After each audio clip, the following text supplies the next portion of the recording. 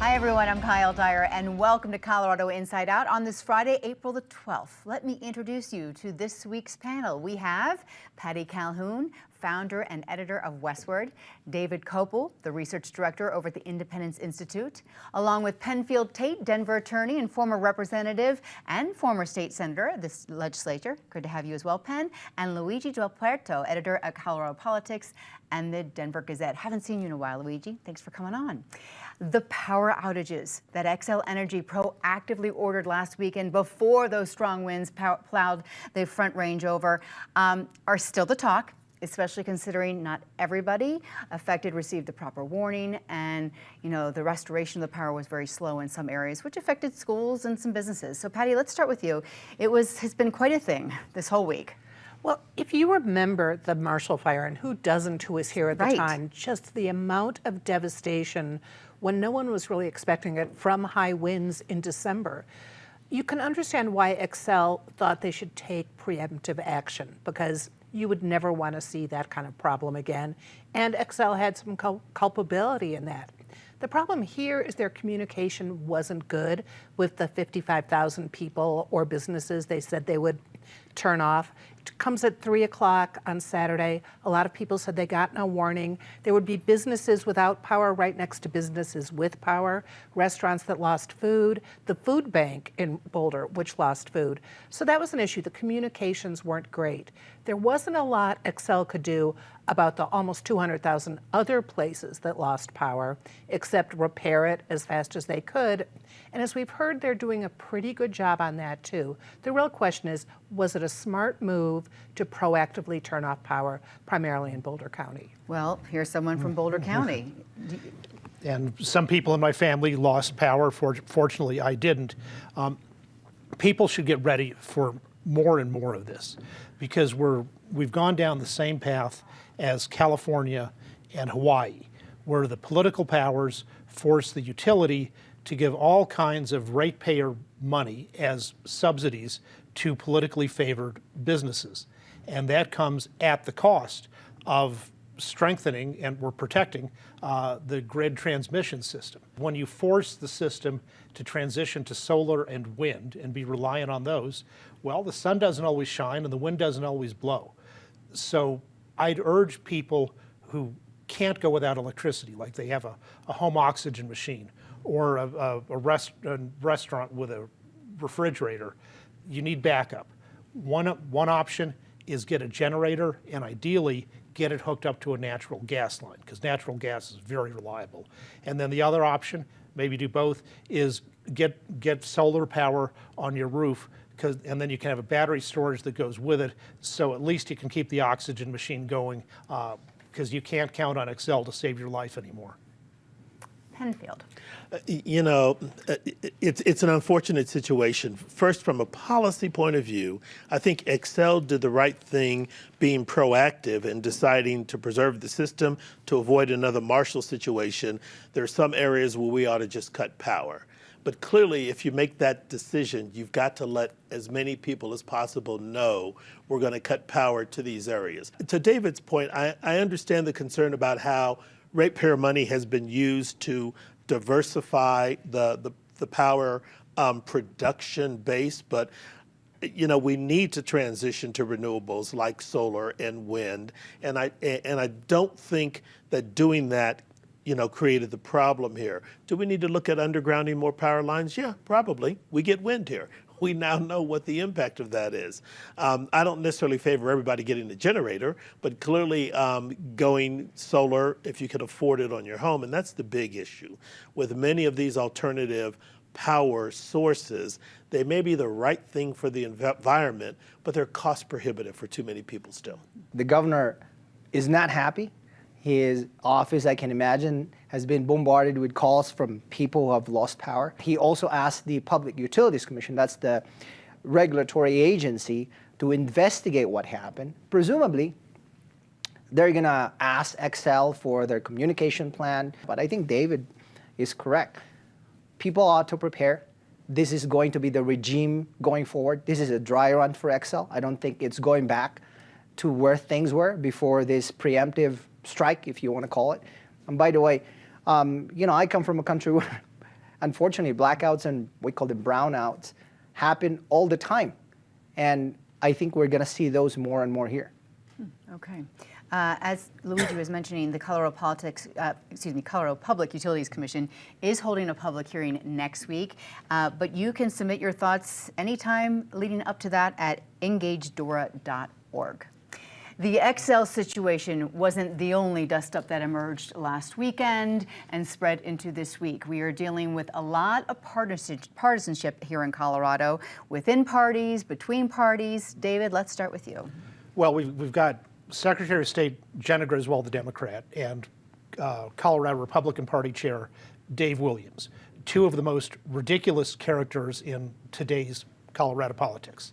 Williams has been stealing from the party and breaking party rules for his personal benefit. Now, the good side is he's done so much to destroy the party that there's really not very much money to steal. But if he gets into Congress, there's way more money around for a congressman to steal. Griswold, the dark money queen of Colorado politics, there was an impeachment resolution in Colorado. Besides high crimes and misdemeanors, which she wasn't accused of, you can also be impeached for malfeasance in office. There's no clear legal definition that everybody agrees on of malfeasance in office. So does misbehavior in office, that's clear, legally constitute malfeasance in office? I think it was legally reasonable for the votes pro or con on that resolution because it's an uncertain definition. Penn.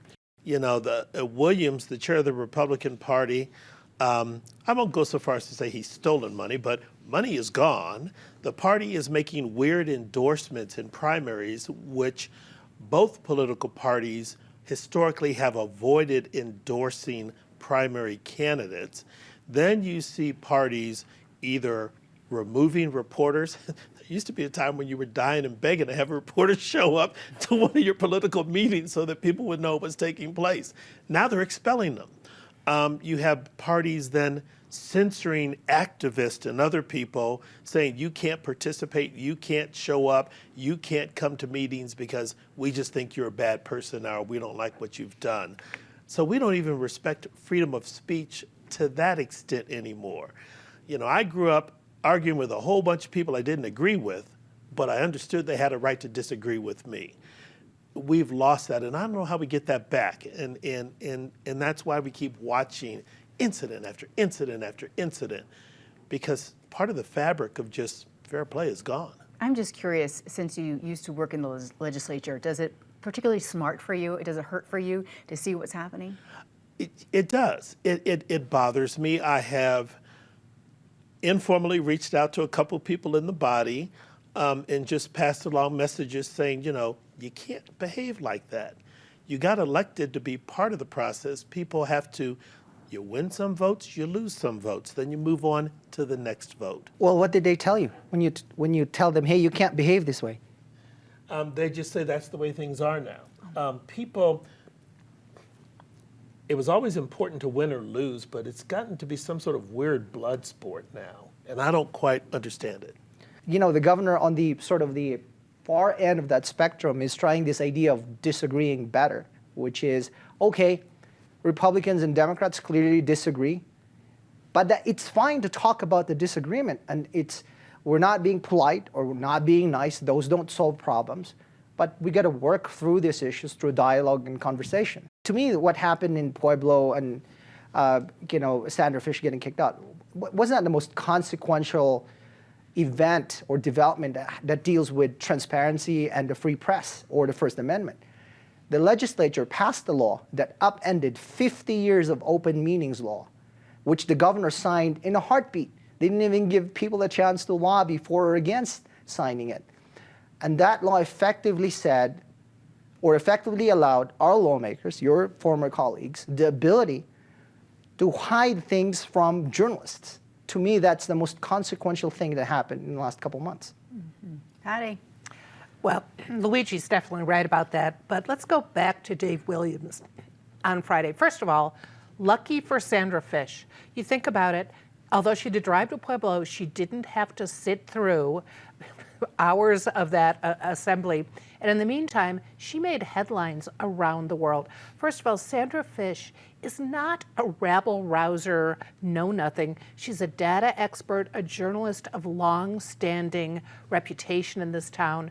She is not the person you would want to throw out. No reason. You know, Dave Williams said she'd been unfair in her coverage. She is a straight-up traditional journalist who does a great job. So ridiculous to throw her out. Let's also talk about another stand-up person, Kelly Mayer, who filed a complaint because of Dave Williams, all the different crazy things he's been doing as a candidate who also is in a conflict with his position as the head of the Colorado Republican Party. All right, we have a month left in the legislative session, and this week a bill was introduced having to do with RTD, the Regional Transportation District. The bill calls for the restructuring of the board, and the Democratic lawmakers behind this bill say they want RTD to align better with workforce issues, affordability, and the climate. Penfield.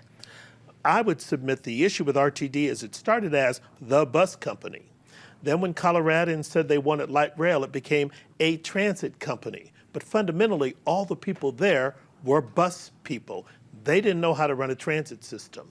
The concern I have with this current legislation is we need to think comprehensively, but if RTD struggled to go from the bus system to the transit company, it can't now be a multimodal development company. They can't be focused on land use planning and development. That's not what they do. They can't be focused on alternative energy and other things. That's not what they do.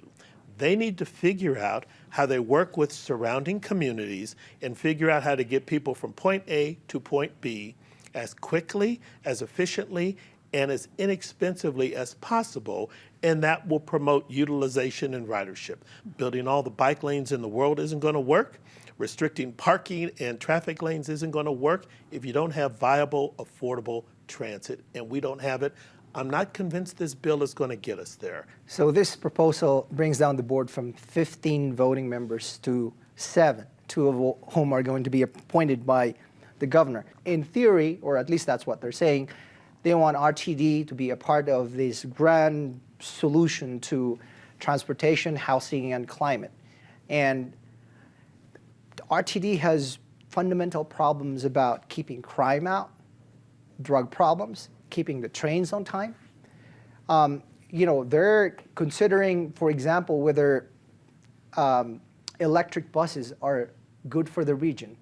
Well, we talked to one of their officials, or actually their spokesperson, a couple of weeks ago, and he said, we can't just dive headlong into this whole idea because buses that are run by electric buses may not last as long as diesel engine buses. It's going to be a fight over this bill.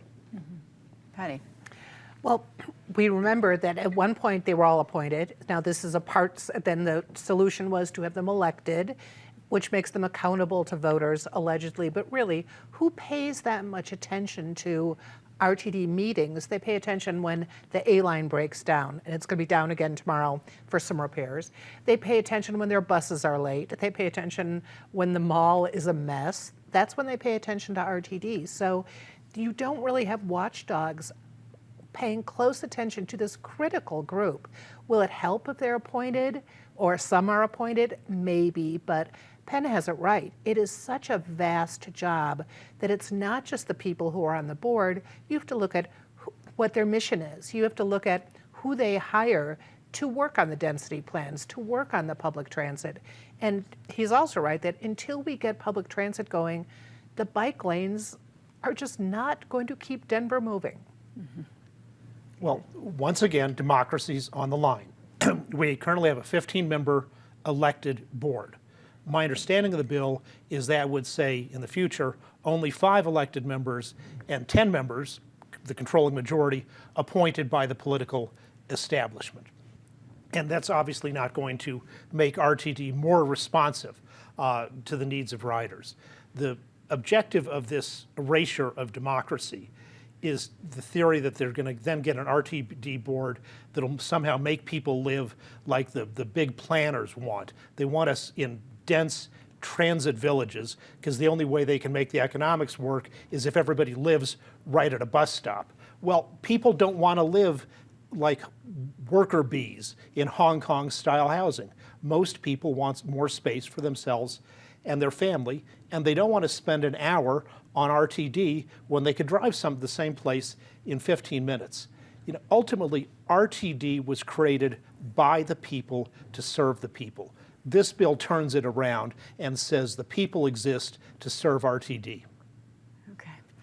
Last week we talked a lot about the looming questions regarding how much money the city of Denver is spending to house the homeless. And when it comes to housing migrants, Mayor Johnson delivered some updated numbers this week and a new plan going forward in terms of maybe some of the programs that we were worried were going to be cut won't be. But Luigi, there's going to be a hiring freeze in the city.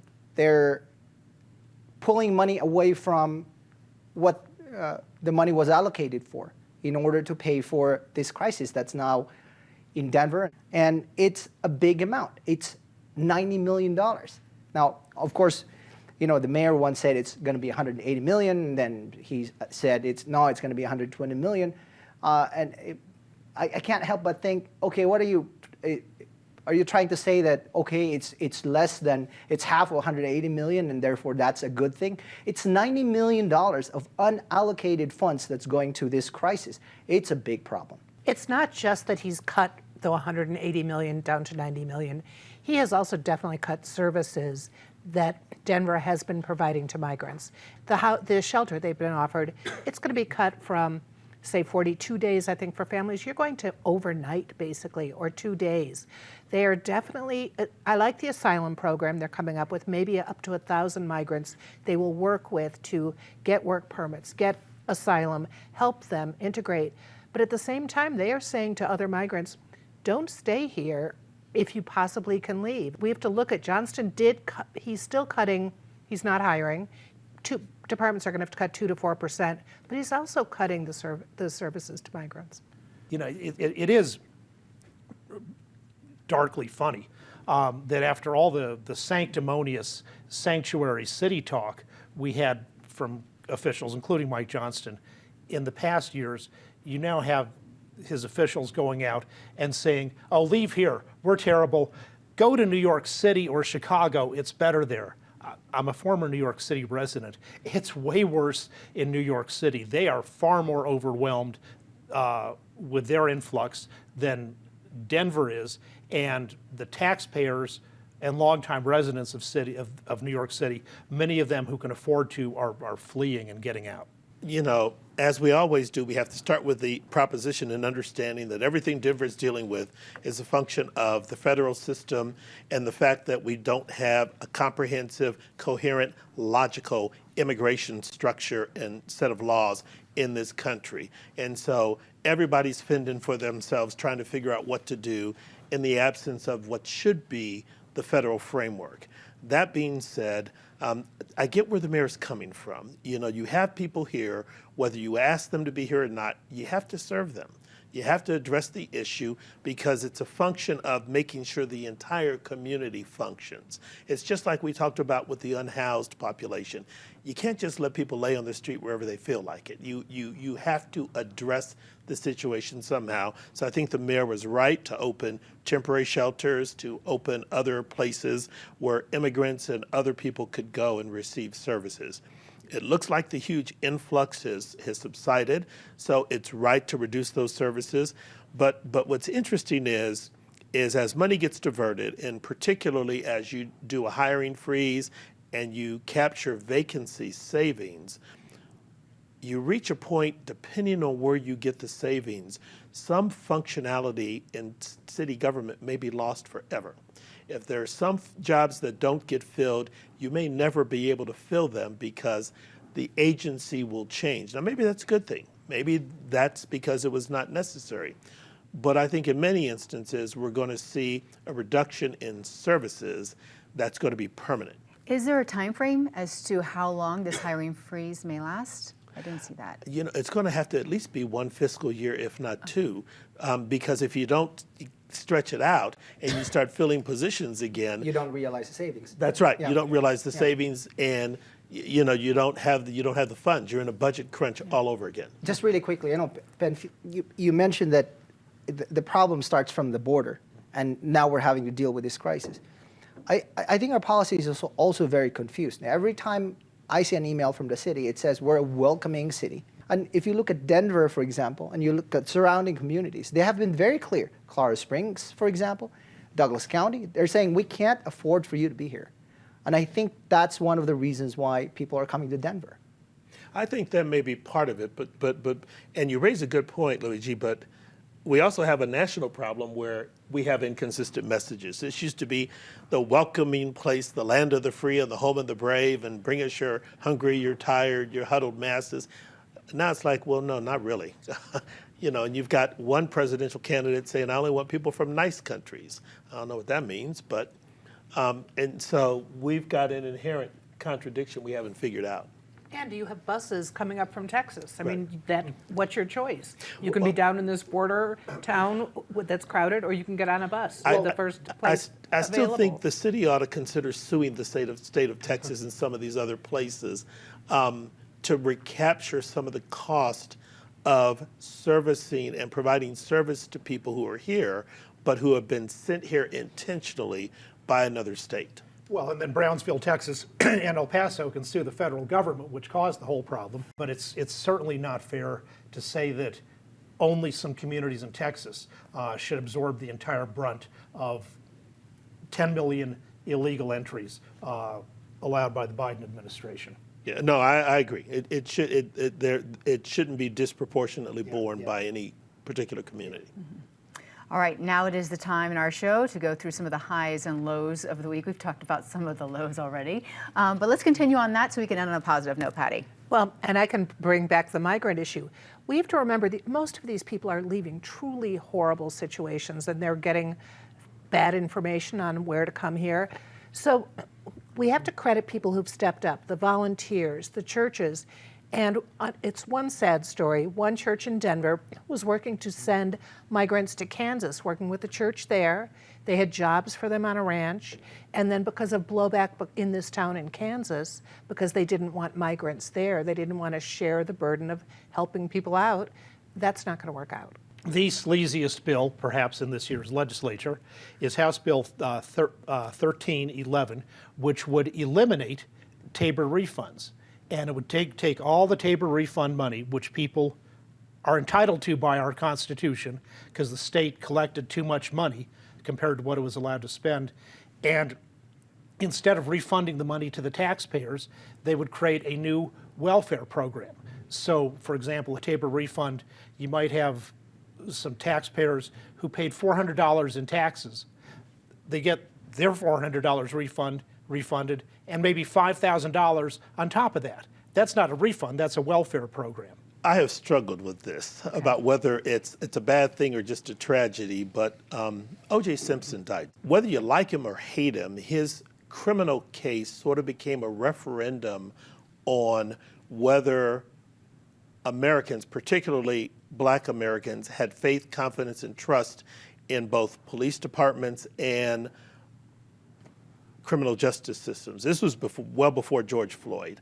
As I said, he may not have necessarily been the person deserving of sympathy and support, but his case did highlight some issues in our country.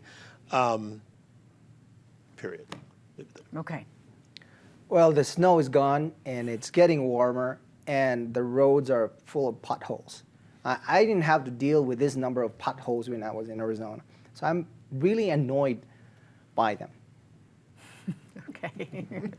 We all are, yes. Not that much snow in Arizona. But I'm going to say something nice about Civic Center Park. They figured out how to bring back the flower plantings, the plantings that were cut because of migrant services. And Civic Center Conservancy is raising the money, working with volunteers, work with the city. We will see gardens there this summer. David. The Denver University Pioneers hockey team, last season's national champions, and as we are taping, getting ready to compete in the Frozen Four national championship again. Go Pios. I was going to say the Denver Nuggets, but I want to go broader than that. For the first time that I can ever remember, I knew more stars and players in the women's NCAA tournament, Angel Reese, Caitlin Clark, and others, than I did in the men's NCAA tournament. And it was wonderful to see people finally tuning in to the women's game. And they will now for forever. Yeah. So exciting. Great games, great players. Luigi. We can finally start fly fishing again. I cannot wait. I cannot wait. I'll start this Saturday. Okay, well, good luck. My high of the week, meeting some student journalists over at the University of Colorado Boulder campus. I met up with them during a reporting class this week, and the students were so engaged and attentive and had really thoughtful questions. I love my field of journalism, and at a time when people question the integrity of the media, and even some of the students said that they've had some pushback from peers and family members about why are you studying journalism?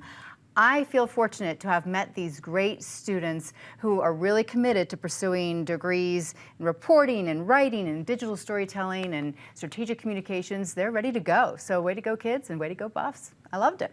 All right, thank you, panel, for coming this week. We appreciate all of you. And thank you for watching or for listening to our podcast on Spotify. I am Kyle Dyer. I will see you next week here on PBS 12.